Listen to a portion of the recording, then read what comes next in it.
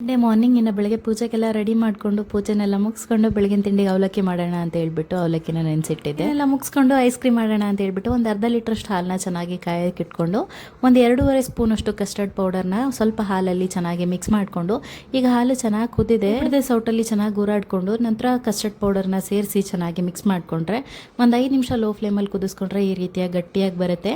ನಂತರ ಒಂದು ಅರ್ಧ ಕಪ್ಪಷ್ಟು ಸಕ್ಕರೆನ ಸೇರಿಸಿ ಮಿಕ್ಸ್ ಮಾಡ್ಕೊಂಡು ನಂತರ ಇದನ್ನು ತಣಿಯೋದಕ್ಕೆ ಎತ್ತಿಡಬೇಕು. ಡ್ರೈ ಫ್ರೂಟ್ಸ್ ಯಾವ್ದು ಬೇಕಾಗುತ್ತೆ ನಿಮ್ಮ ಇಷ್ಟದ ಪ್ರಕಾರ ನೋಡಿಕೊಂಡು ಡ್ರೈ ಫ್ರೂಟ್ಸ್ನ ಚೆನ್ನಾಗಿ ಮಿಕ್ಸಿ ಮಾಡ್ಕೊಳ್ತಾ ಇದ್ದೀನಿ.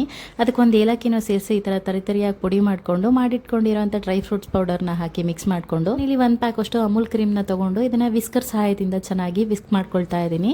ಈ ರೀತಿಯಾಗಿ ನೊರೆ ರೀತಿಯಾಗಿ ಬಂದ ನಂತರ ಇರೋ ಮಿಶ್ರಣಕ್ಕೆ ಕ್ರೀಮ್ನ ಹಾಕಿ ಚೆನ್ನಾಗಿ ಮಿಕ್ಸ್ ಮಾಡ್ಕೊಳ್ಬೇಕು. ಕ್ರೀಮ್ನ ಹಾಕೋದ್ರಿಂದ ಒಂಥರ ಕ್ರೀಮಿ ಟೆಕ್ಸ್ಚರ್ ಚೆನ್ನಾಗಿ ಬರುತ್ತೆ. 8 ಕಂಟೈನರ್ ಬಾಕ್ಸ್ನ ತಗೊಂಡು ಅದಕ್ಕೆ ಫಿಲ್ ಮಾಡಿಕೊಂಡು ಒಂದು 5 ರಿಂದ 6 ಗಂಟೆಗಳ ಕಾಲ ಫ್ರೀಸರಲ್ಲಿ ಎತ್ತಿಡಬೇಕು. ಈ ರೀತಿಯಾಗಿ ಮಾಡೋದ್ರಿಂದ ತುಂಬಾ ಚೆನ್ನಾಗಿ ಬರುತ್ತೆ ಮನೆಯಲ್ಲೇ ಕ್ರೀಮು.